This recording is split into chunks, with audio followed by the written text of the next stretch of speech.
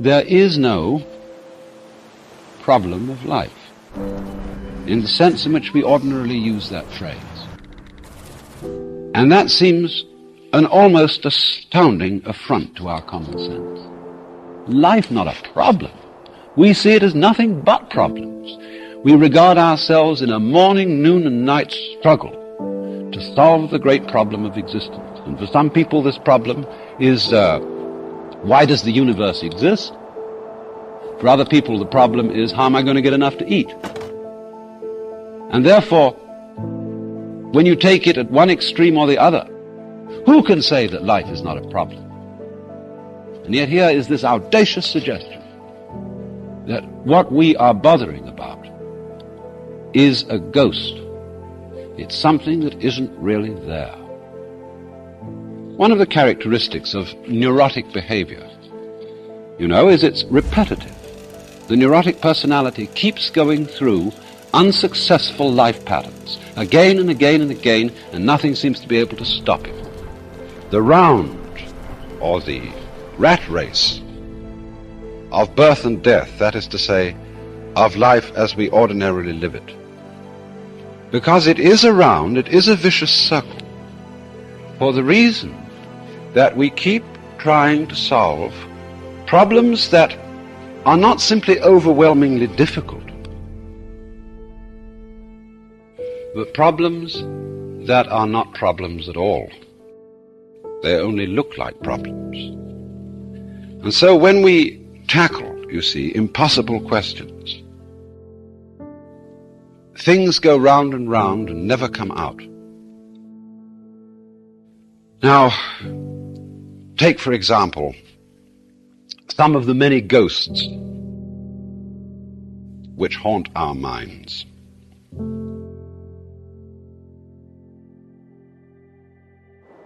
We say, for example, that we all have an instinct to survive. And a lot of people thus treat the problem of life as, how am I to survive?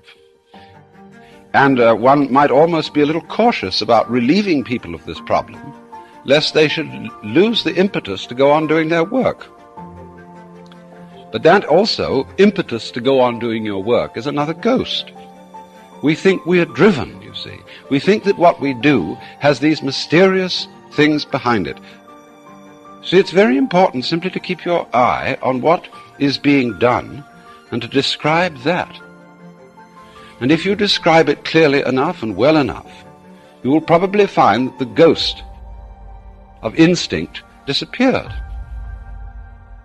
Thus, when we talk about an instinct for survival, what is this saying? What is the evidence for the fact that there is an instinct for survival? There is no evidence except that, in fact, people survive until they don't.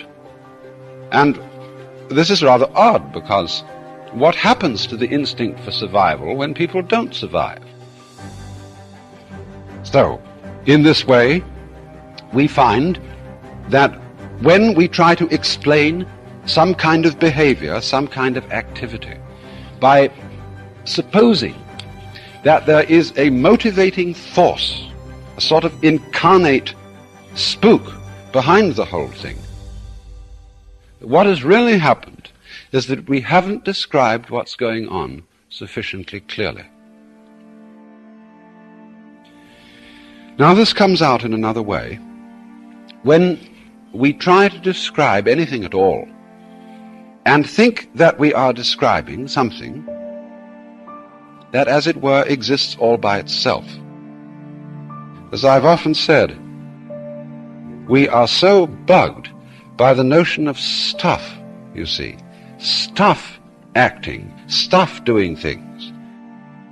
But all that is that the world strikes us as being material until we examine it closely.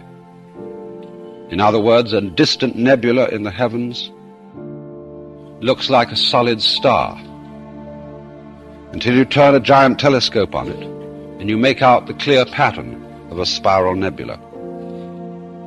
In other words, the concept of stuff is a sensation that we get when we haven't examined things sufficiently closely, or when our instruments are not fine enough to penetrate what we're observing. But when the instruments are fine enough, what we get instead is pattern, and pattern is simply a form of behavior, of activity. Consider this in another way. Let's go back to the human organism and ask the question, well, what about its shape? How is it that a human organism is contained? All the organs are kept in by the skin. Well, we will describe, of course, the structure of skin and how it is that it holds together. But then we'll soon find out that we're also talking about the surrounding air, which impinges upon the human skin with a pressure of about 15 pounds per square inch, so that if it weren't there, we'd explode. Now, so the question arises, what is keeping the organism in shape? And we find out that it is not only what is going on inside the skin that keeps it in shape, but also what's going on outside the skin. And when we go on to describe this still more carefully, we discover that it isn't quite correct to say that it is the air that is doing this, or that it is the organism that is doing this.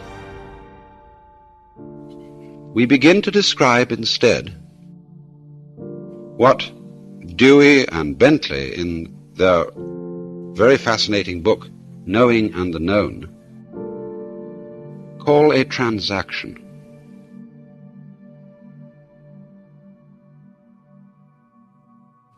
Now, that is to say, a buyer can't buy unless somebody is also selling. You can't know anything unless there's something to know.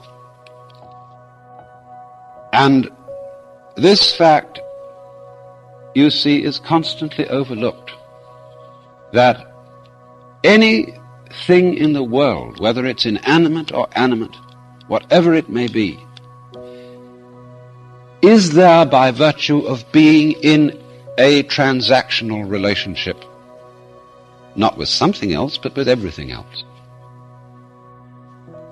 A human being, of course, has ever so many relationships. They're very complicated.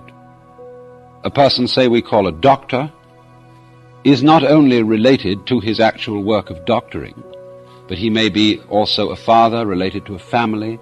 He's a citizen related to a community in other ways than as the doctor, and so on and so forth.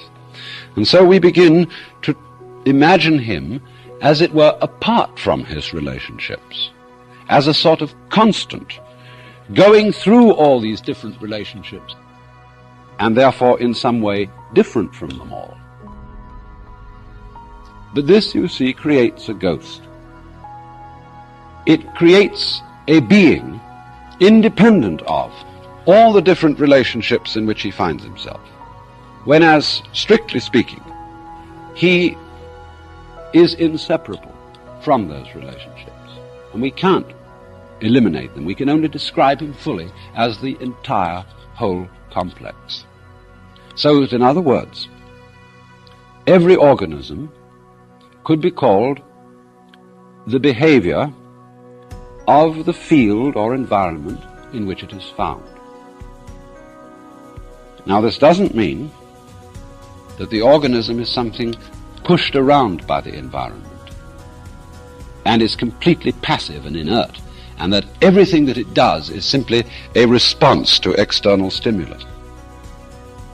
Because, in a way, the organism is part of its environment. After all, it is an object, a process in nature, in the cosmos, just as much as everything in its environment. There is really no way of separating the two. Instead of speaking, as it were, in this terminology of doers and done-tos, attackers and victims, we simplify things considerably. just by confining ourselves to a description of what is happening. And as we do this, we get a peculiarly clarified picture of the world, without all sorts of ghosts. And it is in this way that we also begin to be able to have some preliminary intuition or sensation of the meaning of the fact that life is not a problem. In other words, not a contest between ourselves and our environment. This conception of life turns out to be basically phony.